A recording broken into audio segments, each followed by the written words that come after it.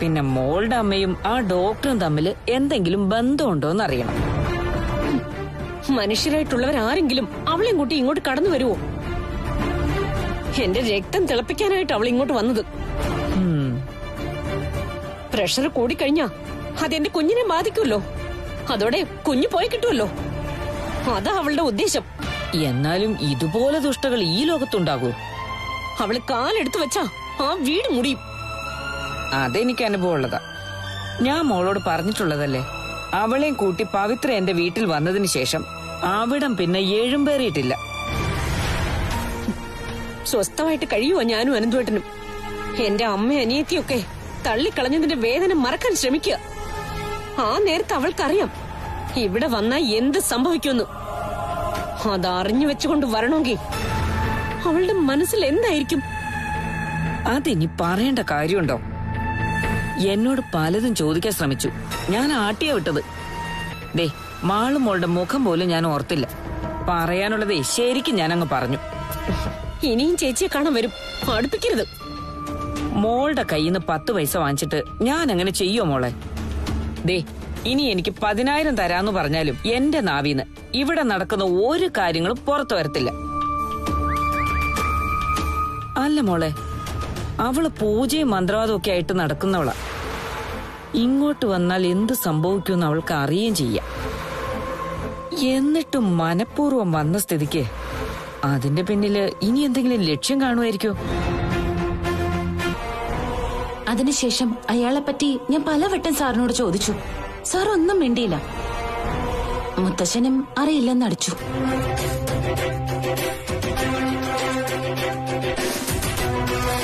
അയാളെ അമ്മ ഇങ്ങനെ ഭയക്കുന്നതിന്റെ കാരണം എന്താന്ന് മുത്തശ്ശന് പറഞ്ഞൂടെ? അതിന് പ്രത്യേകിച്ച് കാരണമൊന്നുമില്ല മോളെ. കാരണം ഇല്ലാതെ ഒരാള് ആരെങ്കിലും ഭയക്കുമോ? ഞങ്ങള് കാര്യങ്ങൾ അറിഞ്ഞിട്ടാ വന്നത്. സാറിന്റെ വീട്ടില് വെച്ച് ആ ജീവനും അപ്പച്ചിയും തമ്മിൽ കണ്ടിട്ടുണ്ട്. അതിനുശേഷമാ അപ്പച്ചി ഈ രീതിയിലായത്. നമ്മുടെ കുടുംബത്തെ ഒരു സമയത്ത് അതുപോലെ ദ്രോഹിച്ചവനായി ഡോക്ടർ ജീവൻ.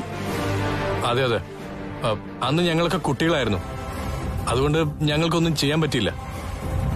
അവൻ കാരണം മുത്തശ്ശന് കോടതി വരെ കയറി ഇറങ്ങേണ്ടി വന്നിട്ടുണ്ടോ? അത് മുത്തശ്ശൻ പറഞ്ഞ പണമിടപാട് കൊണ്ട് മാത്രമാണോ? അതെ, ലക്ഷങ്ങൾ വാങ്ങിച്ചെടുത്തിട്ട് അവൻ മുങ്ങിക്കളഞ്ഞ ഒരു സമയത്ത്. അതിന്റെ പേരില് അമ്മ ഇത്രയും അപ്സെറ്റ് ആവേണ്ട കാര്യമുണ്ടോ?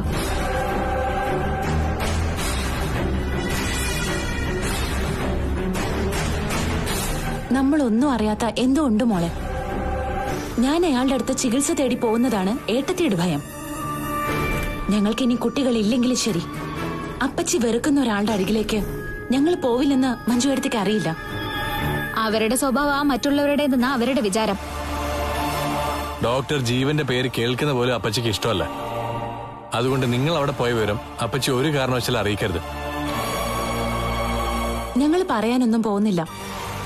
എന്നാ ഞങ്ങളോട് പറയാനുള്ളത് പറയേണ്ട ബാധ്യത സാറിനും മുത്തശ്ശനും ഉണ്ട്.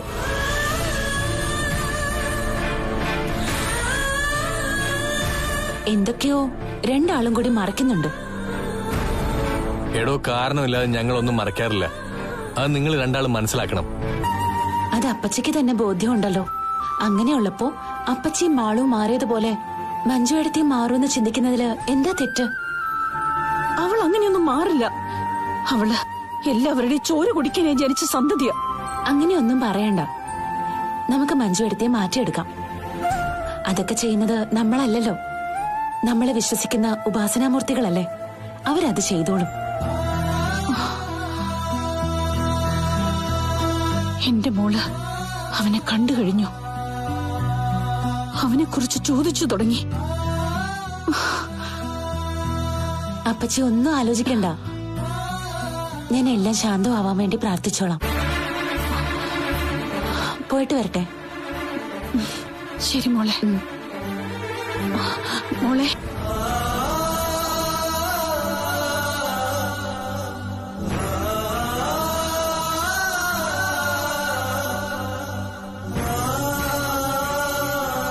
നീ നിന്റെ ഏട്ടനെ കണ്ടായിരുന്നോ? കണ്ടിട്ട് കുറച്ചു ദിവസമായി. നീ അങ്ങനെ വീട്ടിലോട്ടൊന്നും പോറല്ലേ? എന്തിനാ പോകുന്നത്? എന്റെ ബന്ധുക്കളൊക്കെ ഇപ്പൊ നിങ്ങളല്ലേ. നിങ്ങളെ കാണുന്ന എനിക്ക് സന്തോഷം, ആശ്വാസം. അവിടെ പോയാ അമ്മയുടെ കാര്യങ്ങളൊക്കെ ഓർക്കും. പിന്നെ ഞാൻ എന്തെങ്കിലുമൊക്കെ പറഞ്ഞെന്ന് വരും. അല്ല, നിന്റെ ഏട്ടനൊരു ഡോക്ടറാണല്ലോ, അയാൾ ആളെങ്ങനെയുണ്ട്? ഞാൻ കണ്ണേട്ടനോട് പറഞ്ഞല്ലോ, ജീവേട്ടൻ ആള് കുഴപ്പക്കാരനൊന്നുമല്ല. പിന്നെ ഞാൻ ജയിലിൽ പോയ ശേഷം ഒന്ന് അകന്നൂന്നല്ലാതെ ഏട്ടൻ എന്നെ വലിയ സ്നേഹമൊക്കെ തന്നെയാ. പെങ്ങളാണ് പ്രശ്നം. അയാളും പ്രശ്നക്കാരനാടാ. അല്ല, അത് പപ്പേട്ടൻ എങ്ങനെ അറിയാം? അല്ല, കണ്ണൻ കുറെ കാര്യങ്ങളൊക്കെ പറഞ്ഞു. ഒരു കാര്യം പറയാതെ വയ്യ, കണ്ണേട്ടനെ കണ്ട ശേഷമാണ് എന്റെ ഏട്ടനൊന്ന് ഒതുങ്ങിയത്. ഇപ്പോഴും കണ്ണേട്ടന്റെ പേര് കേട്ടാ പുള്ളിക്കാരന് ചെറിയ പേടിയൊക്കെ ഉണ്ട്.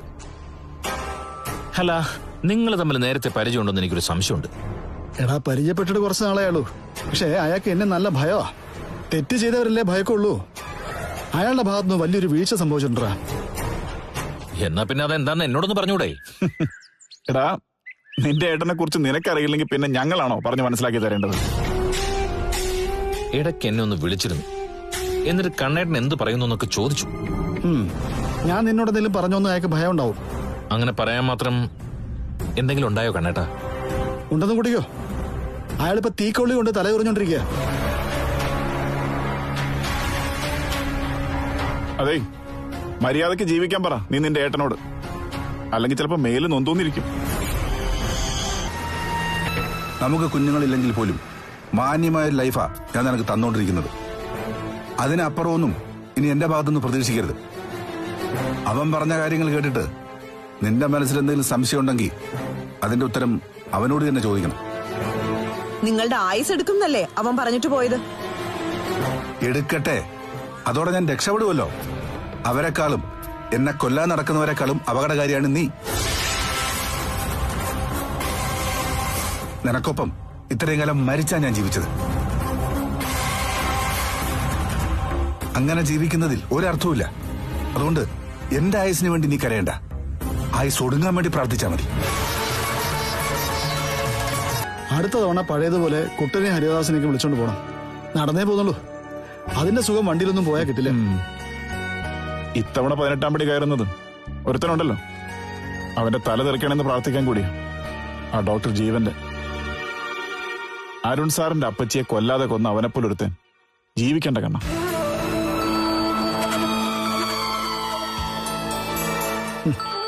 നീ പറഞ്ഞത് എത്ര സത്യമാപ്പാ. അയാള് വിളിക്കുക. ആ, അയ്യപ്പനും അറിയാം അവനൊരു ശകുനം മുടക്കിയാണെന്ന്. എടുക്ക്. ഹലോ. ആ കണ്ണാ, എനിക്ക് നിങ്ങൾ എത്രയും പെട്ടെന്ന് കാണണം. എന്തിനാ കാണുന്നത്? എന്തു പറയാനാ? പ്ലീസ്, ഞാനിവിടെ അമ്പലത്തിനടുത്തുണ്ട്. ദയവ് ചെയ്ത് ഇവിടെ വരെ ഒന്ന് വരണം. ഞാനിവിടെ കുറച്ച് ജോലിയില്ല. എന്നാ ഞാൻ അവിടേക്ക് വരാം. വേണ്ട, ഞങ്ങളെ ഇവിടെ മണ്ണിനെ നോവിക്കാതെ പണിയെടുക്കുന്നവരാ. ആ മണ്ണിലേക്ക് നിങ്ങൾ കാലെടുത്ത് വെച്ചാലേ ഇവിടെ മുടിയും.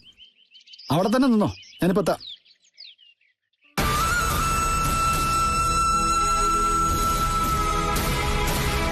അയാൾക്ക് എന്നെ കാണുന്നു.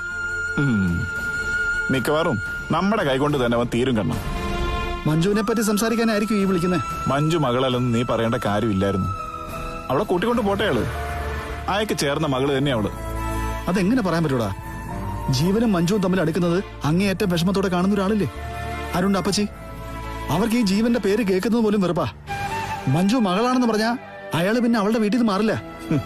ഇപ്പോഴും മകളാന്ന് പറഞ്ഞല്ലേ നടക്കുന്നത്. അവരെ തമ്മിൽ എത്രയും പെട്ടെന്ന് അകറ്റേണ്ടത് നമ്മുടെ ആവശ്യമോ പപ്പാ? ജീവനൊരു ദുഷ്ടനാണെന്ന് നമുക്കൊക്കെ അറിയാം. ആ നിലയ്ക്ക് അവൻ എപ്പോഴെങ്കിലും മഞ്ജുവിനോട് സത്യങ്ങളെല്ലാം പറഞ്ഞാലോ? പിന്നെ അരുണിന്റെ അപ്പച്ചി ജീവിച്ചിരിക്കോ? അതറിഞ്ഞ അവൾ ആദ്യം പോകുന്നത് മഞ്ജുവിന്റെ അച്ഛന്റെ അരികിലേക്കായിരിക്കും. ശരത് സാറിനെ കണ്ടിട്ട് അദ്ദേഹത്തിന് അറിയാത്ത കഥകളൊക്കെ അവള് പറഞ്ഞു കൊടുക്കും. അങ്ങനെ വന്ന ആ കുടുംബം തകരില്ലടാ. അത് ശരിയാ, നീ പറഞ്ഞത് സത്യടാ. അവൻ നശിക്കണേന്ന് പ്രാർത്ഥിക്കാൻ മല ചവിട്ടുന്നതിനകത്ത് തെറ്റില്ല. ഞാനും കൂടെ കൂടേണ്ടതായിരുന്നു. ഏതായാലും അവനെ ഇപ്പൊ ഏറ്റവും കൂടുതൽ ശപിക്കുന്ന ആരാണെന്നറിയോ? അരുണിന്റെ അപ്പച്ചി മാത്രമല്ല, കാർത്തവും അവന്റെ സർവനാശത്തിനായി പ്രാർത്ഥിക്കുക. ആരെങ്കിലും നിങ്ങളെ കാണട്ടെ എന്ന് ചിന്തിച്ചുകൊണ്ട് നടക്കുക. ഞാൻ എന്റെ ഒരു ആഗ്രഹം സാധിക്കാൻ വേണ്ടിയാ ഈ ക്ഷേത്രത്തിൽ വരുന്നത്. ഞാൻ തിരയുന്ന ഒരാളുണ്ട്. ആ ആളെ എനിക്ക് കിട്ടണം. പ്രാർത്ഥന തുടങ്ങിയപ്പോ തന്നെ കിട്ടി. ഇനി കുറച്ചുകൂടെ വ്യക്തത വരാനുണ്ട്. അതും നേടിക്കഴിഞ്ഞാൽ പിന്നെ ഞാൻ ഇങ്ങോട്ട് വരില്ല എന്ന് പറയില്ല. അത് നന്ദികേടായി പോകും. അതുകൊണ്ട് എന്റെ ആഗ്രഹം നടന്നു കഴിഞ്ഞാൽ പിന്നെ ഞാൻ ഇവിടുത്തെ നിത്യ സന്ദർശകനായിരിക്കും. നിങ്ങൾ ഒരു കുടുംബം തകർത്തേ അടങ്ങൂന്ന് പറഞ്ഞ് നടക്കുക അല്ലേ?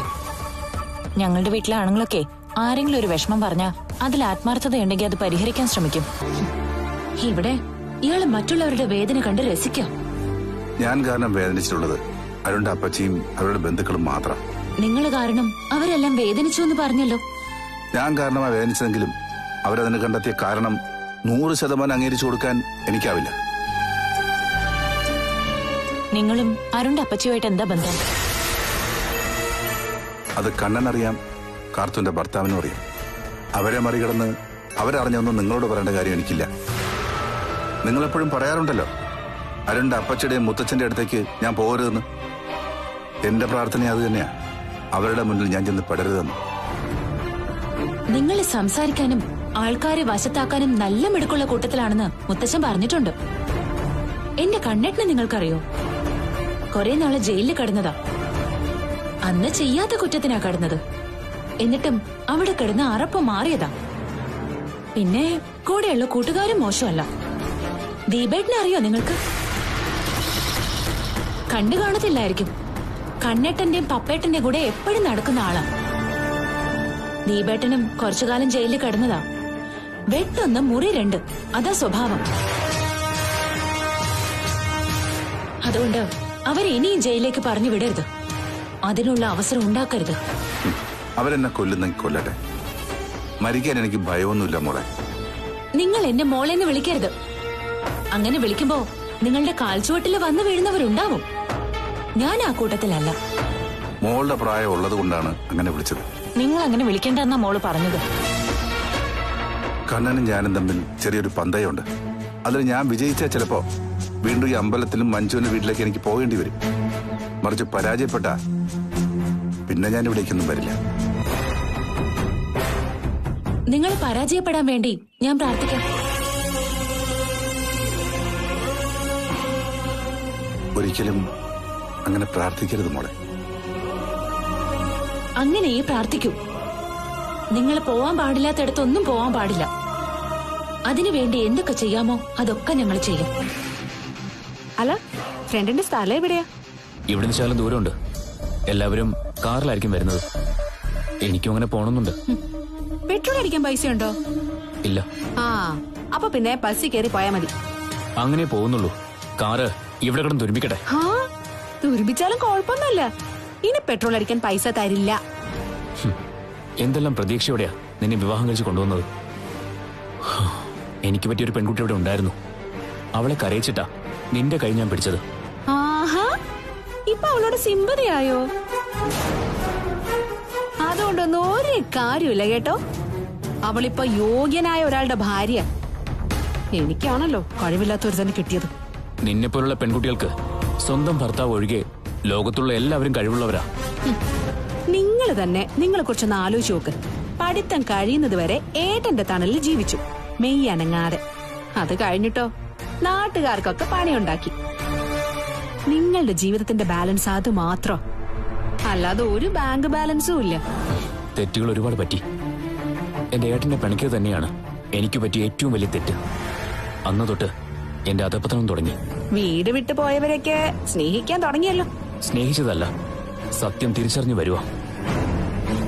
തെറ്റും ശരിയും വേർതിരിക്കാൻ പഠിക്കുന്നത് ഇപ്പോഴാ.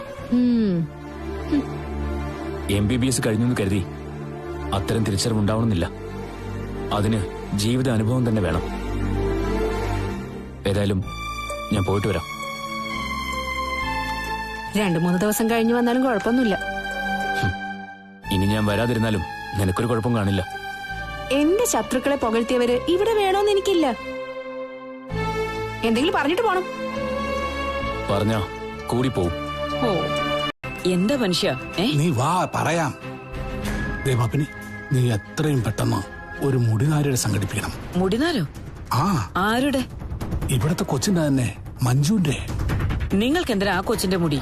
എടി, എനിക്കല്ല, നമ്മുടെ ഡോക്ടർ ജീവനുണ്ടല്ലോ, അങ്ങേർക്ക. ഡോക്ടർ ജീവനോ? നീ ഇങ്ങനെ ഓരോരോ ചോദ്യങ്ങൾ ചോദിക്കണ്ട. ചോദിച്ചാലും എനിക്ക് പറഞ്ഞു തരാൻ അറിയത്തില്ല. എടി, അയാൾ ഇന്നലെ എന്നെ കണ്ടു, എന്നിട്ട് ഈ മുടി ആവശ്യപ്പെട്ടു. ഒരു 10,000 രൂപ അഡ്വാൻസ് തന്നു. ഇനി മുടി സംഘടിപ്പിച്ചു കൊടുക്കുമ്പോ ബാക്കി 7,000 രൂപയും കൂടി തരും. അങ്ങനെ മൊത്തം 10,000 രൂപ. അയ്യോ, ഒരു മുടിക്ക് ഇത്രയും കാശോ? എടി, അയാളുടെ കയ്യിൽ ഇഷ്ടം പോലെ കാശുണ്ടല്ലോ. അമേരിക്ക എന്നൊക്കെ വന്നതല്ലേ. അതൊക്കെ അനുഭവിക്കാണെ കുഞ്ഞുങ്ങളും ഇല്ല. എങ്ങനെയെങ്കിലും ഒക്കെ കളയണ്ടടി. ഞാൻ മഞ്ജുവിന്റെ മുടി ചീക്കി കൊടുക്കാറുണ്ട്. അതുകൊണ്ട് ഒരു മുടി എടുക്കാൻ അത്ര വലിയ പാടൊന്നുമില്ല. പക്ഷെ കിട്ടിയതിലൊരു പങ്കേ എനിക്കും കൂടി വേണ്ടേ? അയ്യോ, തരാം. എടി, അല്ലെങ്കിൽ തന്നെ പൈസ എനിക്ക് കിട്ടിയാലും നിനക്ക് കിട്ടിയാലും ഒരുപോലല്ലേ പാപ്പിനി? ഒരിക്കലും അല്ല. നിങ്ങക്ക് കിട്ടുന്നത് നിങ്ങൾക്കും എനിക്ക് കിട്ടുന്നത് എനിക്കോ. ഇപ്പൊ അങ്ങനെയൊക്കെയാ പോക്ക്. പിന്നെ വീട്ടു ചെലവൊക്കെ ഇപ്പൊ ഞാനാ നോക്കുന്നത്.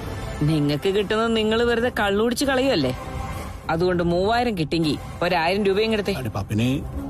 എടുക്ക് മനുഷ്യ. ഇതാ പിടിച്ചോ, കൊണ്ടുപോയി പുഴുങ്ങി തിന്നു. ഓ, ഇന്ന് തന്നെ പറഞ്ഞ കാര്യം നടക്കുമല്ലോ. ഇന്നല്ലെങ്കിൽ നാളെ നടത്തിയിരിക്കും. നടക്കണം. എന്നാലും എനിക്ക് മനസ്സിലാവുന്നില്ല, അയാൾക്ക് ഈ മുടിനാര് കൊണ്ട് എന്താ പ്രയോജനമെന്ന്.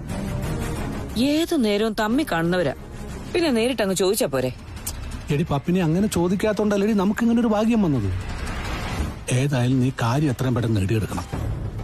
അക്കാര്യം ഞാൻ ഏറ്റു. ചിന്തിക്കാൻ കഴിവുള്ളവരാ ഈ ദേവനന്ദിയും അവരുടെ അച്ഛനും ഒക്കെ. അങ്ങനെയുള്ള അവരെ പറ്റിച്ചു കിടന്നു കളഞ്ഞ നിങ്ങള് അതിസമർത്ഥനും ബുദ്ധിമാനുമാണെന്ന് എനിക്ക് ഉറപ്പാ. നിങ്ങൾക്ക് എന്റെ അനിയനെ അറിയാം.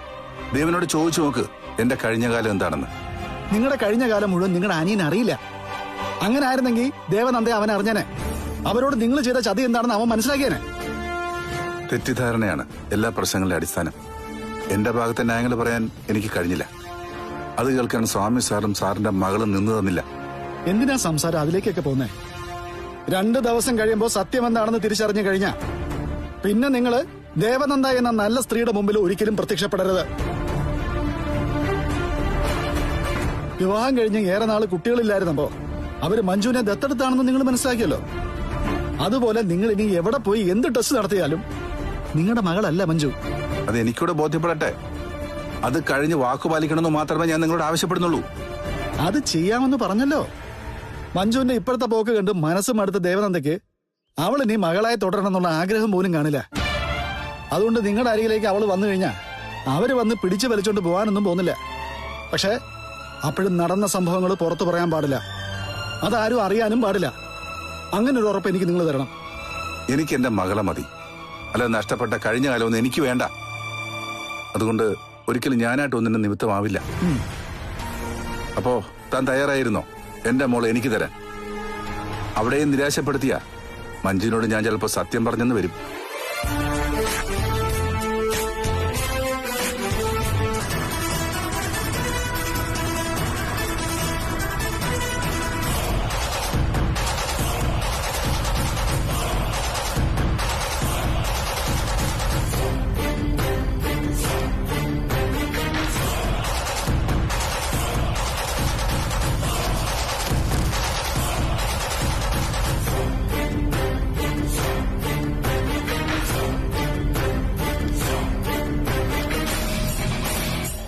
പുറത്തിറങ്ങുമ്പോ അവന്റെ തലമണ്ട ഞാൻ അടിച്ചു പൊട്ടിക്കും.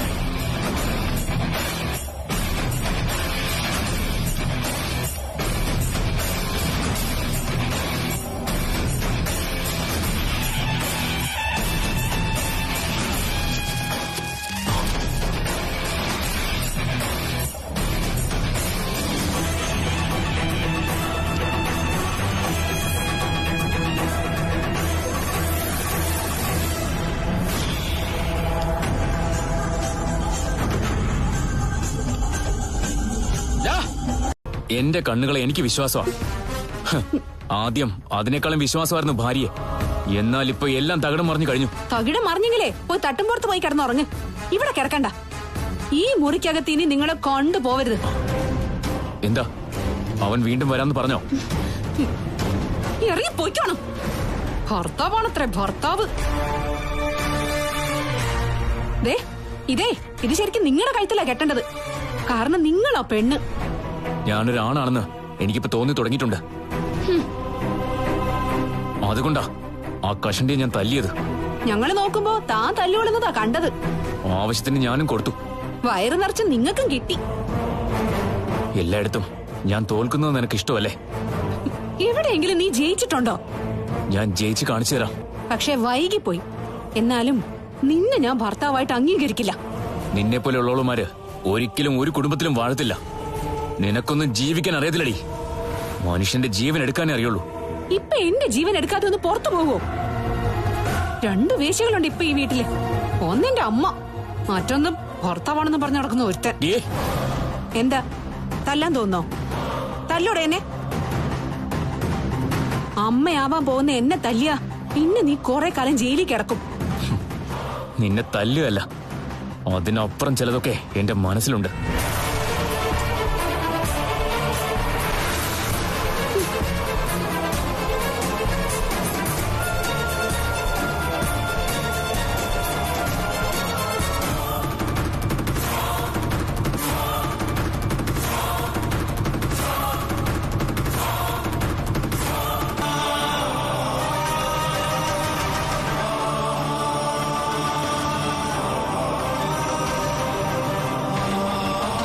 നീ കുറച്ചുകൂടി ആക്റ്റീവ് ആവണം മോളെ. ഏതു നേരം ഈ വീട്ടിനകത്ത് തന്നെ ഇരിക്കരുത്. അവനെ കണ്ട ശേഷം ഞാൻ തളർന്നു പോയി അച്ഛ. അതിനേക്കാൾ തളർച്ച എനിക്കുണ്ട് എന്ന് കരുതി നമ്മൾ അങ്ങനെ തകർന്ന മറ്റുള്ളവർ സംശയിക്കും. അരുണിന് എന്തെങ്കിലും സംശയമുണ്ടോ? അവൻ എന്തെങ്കിലും ചോദിച്ചായിരുന്നോ? അറിഞ്ഞായിരുന്നോ? ഏയ്, ഒന്നും അറിഞ്ഞിട്ടില്ല. പിന്നെ ഓരോന്ന് ചോദിക്കുന്നുണ്ട്. അതിന് കാരണം ഞാൻ പറഞ്ഞ നിന്റെ ഈ തളർച്ചയാ. ഞാൻ പറഞ്ഞല്ലോ അച്ഛനോട്, അവനെ മഞ്ജുവിന്റെ വീട്ടിൽ വെച്ച് കണ്ട ശേഷം കൊല്ലാൻ തന്നെ വിളിച്ചു വരുത്തിയത്. തോക്ക് നെറ്റിയിലേക്ക് ചൂണ്ടിയപ്പോ എങ്ങനെയൊന്നറിയില്ല, ഒരു ദൈവനിയോഗം പോലെ അരുൺ അവിടെ എത്തി. തോക്ക് എന്റെ കയ്യിൽ നിന്ന് പിടിച്ചു വാങ്ങി. അല്ലെങ്കിൽ അവിടെ അവൻ തീർന്നേനെ.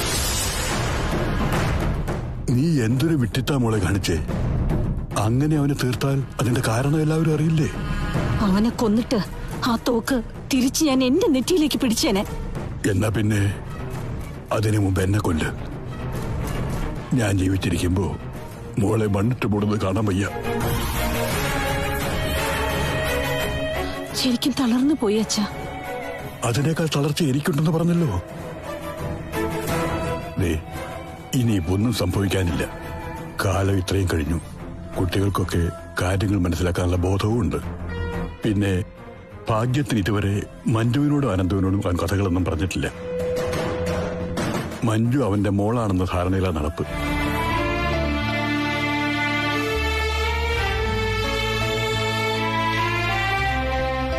മോളെ, സെന്റ് തോമസ് ഓർഫനേജിൽ ആരോ പറഞ്ഞു കേട്ട് അവൻ പോയി. അവിടുന്ന് നീയും ശരത്തും കൂടി ദത്തെടുത്താണ് മഞ്ജുവിനെ എന്ന് ജീവൻ അറിഞ്ഞു. അതോടെ അവൾ നിന്റെ മകളായിരിക്കുമെന്ന് അവൻ വിധി എഴുതി. അതുകൊണ്ടാണല്ലോ അവൻ ആർത്തലച്ച് അവളുടെ അരികിലേക്ക് പോകുന്നത്. ആദ്യം അവന്റെ അടുത്ത് ചികിത്സ തേടിപ്പോയത് മഞ്ജുവും അനന്തവും കൂടിയാ. അതിനുശേഷമാണ് ഈ ഡെവലപ്മെന്റ്സ് ഒക്കെ ഉണ്ടായത്. ഈ കഥയൊക്കെ എനിക്കും അറിയാം, കണ്ണനും അറിയാം. അതുകൊണ്ടായിരിക്കും കണ്ണൻ ഒരു ദിവസം ഹോസ്പിറ്റലിൽ വെച്ച് എന്നോട് ചോദിച്ചത് മഞ്ജു അനാഥയാണോന്ന്. അതെ, അതുകൊണ്ട് തന്നെയാ. ഇനി ഒരു ദിവസം അവൻ അറിയും മഞ്ജു മോളുടെ മകളല്ലെന്ന്. അതിനുശേഷമായിരിക്കും യഥാർത്ഥ മകളെ തേടി അവൻ ഇറങ്ങുന്നത്. അങ്ങനെയെങ്കിൽ മഞ്ജു അവന്റെ മകളാണെന്ന് അവൻ ധരിക്കുന്നതല്ലേ നല്ലത്? അത് നമ്മൾ ശരിവെക്കുന്നതല്ലേ നല്ലത്? അത് തന്നെയായിരുന്നു നല്ലത്. പക്ഷെ അവനും മഞ്ജുവും തമ്മിലുള്ള ആ ബന്ധം നിന്നെ അലട്ടുന്നതുകൊണ്ട് മഞ്ജു അവന്റെ മകളല്ലെന്ന് കണ്ണനും ഞാനും ഒക്കെ തറപ്പിച്ച് പറഞ്ഞു കഴിഞ്ഞു. ജീവന്റെ പ്രകടനം കഴിഞ്ഞു. അയാൾ ഇനി മഞ്ജുവിന്റെ അരികിലേക്ക് ഓടി ചെല്ലില്ല. ഒരു ഡോക്ടർ എന്ന രീതിയിൽ അവളെ ചിലപ്പോൾ ചികിത്സിക്കുമായിരിക്കും.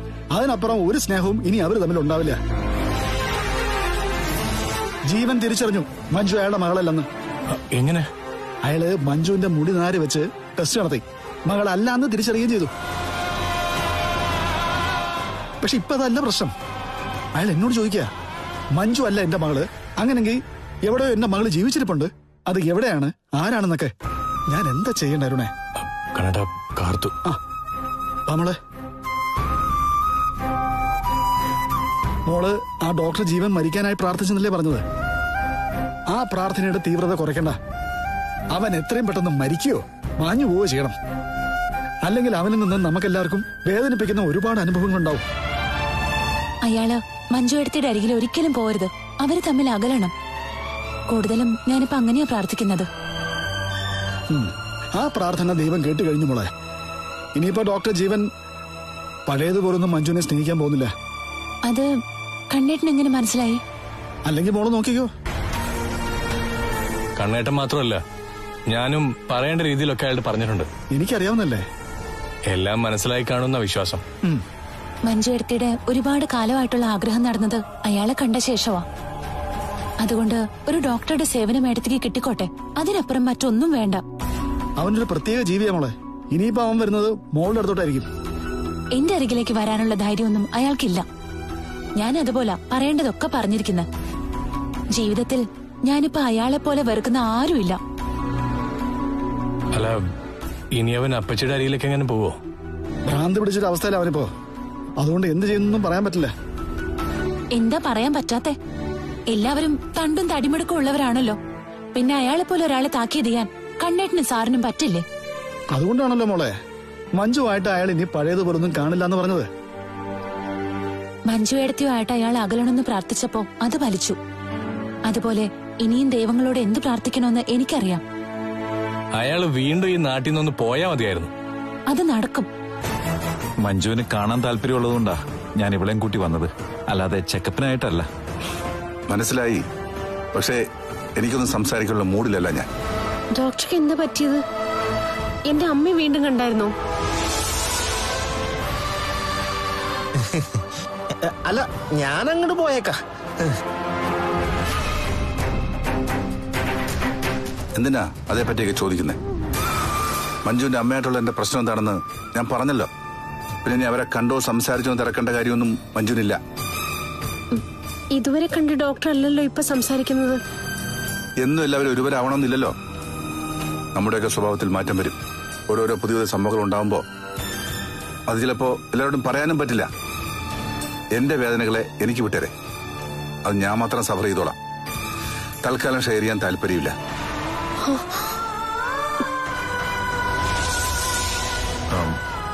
ഞങ്ങൾ വന്നത് ഡോക്ടർക്ക് ബുദ്ധിമുട്ടായോ? ഞാൻ വിളിക്കാതെയാണ് നിങ്ങൾ വന്നത്. ഇതിനു മുമ്പും അങ്ങനെ വന്നിട്ടുണ്ട്. പക്ഷെ ഇപ്പൊ ഇവിടെ വന്ന ശേഷം ഞാൻ കുറച്ച് ഡിസ്റ്റർബ് ആണെന്ന് പറഞ്ഞു കഴിഞ്ഞു. പിന്നെ എന്താ വേണ്ടത്? എന്നെ ഒറ്റയ്ക്ക് വിടണം. ഡോക്ടറുടെ ഈ സംസാരത്തിൽ ഞങ്ങൾക്ക് വലിയ നിരാശയുണ്ട്. അതിലും നിരാശയുണ്ട്. എന്നെ തനിച്ചാക്കണമെന്ന് പറഞ്ഞിട്ടും നിങ്ങൾ ഇവിടെ നിൽക്കുന്നത്. ഞങ്ങൾ വന്നത് അത്രയ്ക്കും വിഷമായോ ഡോക്ടർക്ക്? ഇപ്പൊ വന്നത് വിഷമായെന്ന് പറഞ്ഞല്ലോ. ജീവിതത്തിൽ ഇതുപോലെ താളപ്പുഴകളുണ്ടായ സമയമില്ല. എനിക്ക് എന്നോട് തന്നെ ദേഷ്യം തോന്നുക. മരിക്കാൻ വരെ തോന്നിയ നിമിഷങ്ങളാ കടന്നുപോയത്. അത്രയ്ക്ക് നിരാശയുണ്ട് എനിക്ക്. ആ നിരാശയ്ക്ക് കാരണം ഞങ്ങളുടെ അപ്പച്ചിയാണോന്നാ ഞങ്ങൾ ചോദിച്ചത്. ആ ചോദ്യം നിർത്തിക്കോ. എന്റെ ഇപ്പോഴത്തെ സങ്കടത്തില് അവർക്ക് ഒരു പങ്കുമില്ല. ഞങ്ങൾ തമ്മിൽ കണ്ടിട്ടുമില്ല.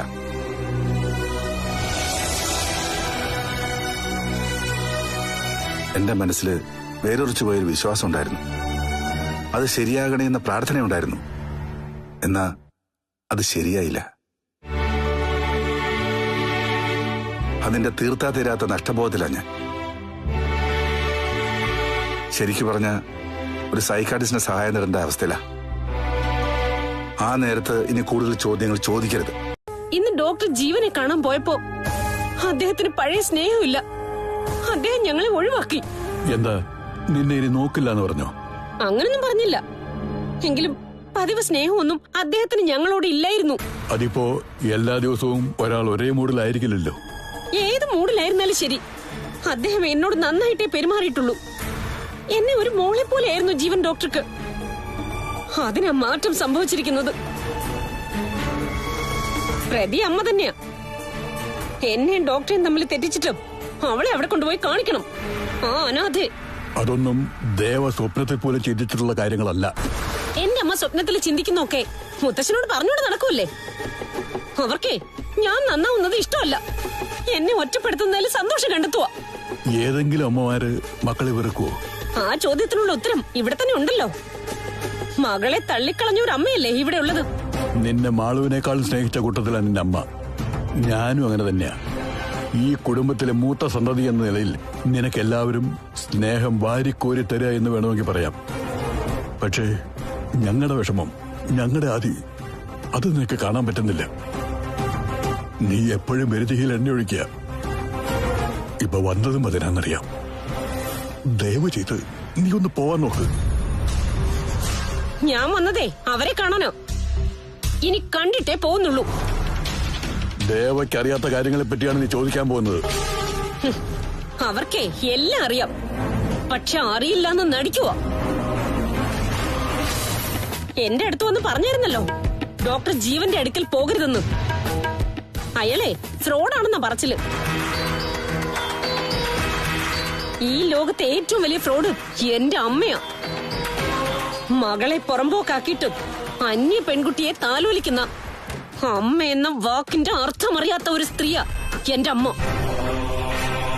ഈ സാധനം എന്തിനാ ഇടയ്ക്കിടയ്ക്ക് ഇങ്ങോട്ട് വരുന്നത്, മുത്തശ്ശനെ കാണാൻ വരുന്നത്? എല്ലാവരെയും സ്വാധീനിക്കാൻ തന്നെയാ.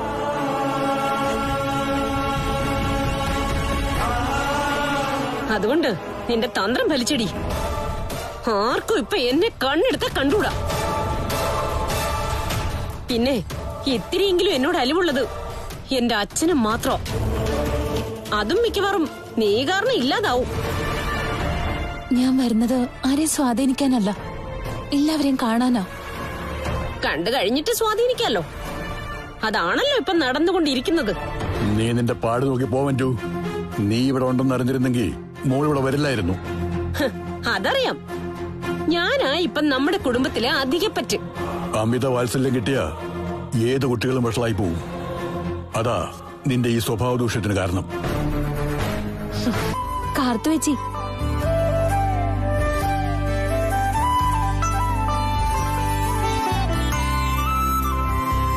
കാർത്തു ചേച്ചിയെ കാണണമെന്ന് ആഗ്രഹിച്ചപ്പോ തന്നെ എത്തിയത്. ഇവിടുന്ന് ഒരാള് ദേഷ്യപ്പെട്ട് പോകുന്നത് കണ്ടായിരുന്നോ? കണ്ടു.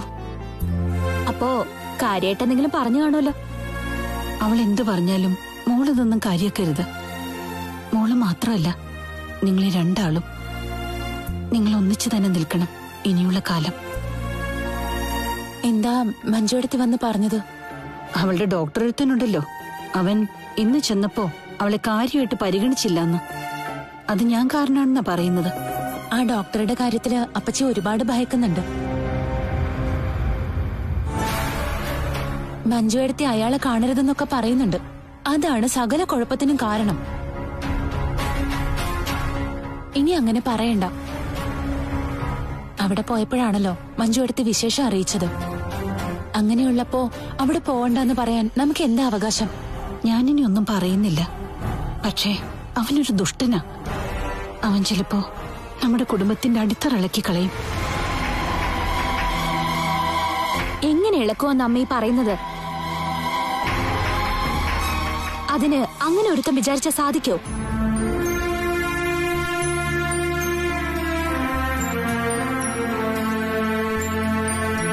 അതെ അപ്പച്ചി. ഇപ്പോ അരുൺ സാറും ശർത്തങ്ങളും മാത്രമല്ല, കണ്ണേട്ടനുൾപ്പെടെ ഒരുപാട് പേര് നമ്മളെ സഹായിക്കുന്നുണ്ട്. അതുകൊണ്ട് അയാളോട് എന്തെങ്കിലുമൊക്കെ പറയാനുണ്ടെങ്കിൽ അവരൊക്കെ പറഞ്ഞോളും. അപ്പച്ചി അതിനു വേണ്ടിയിട്ട്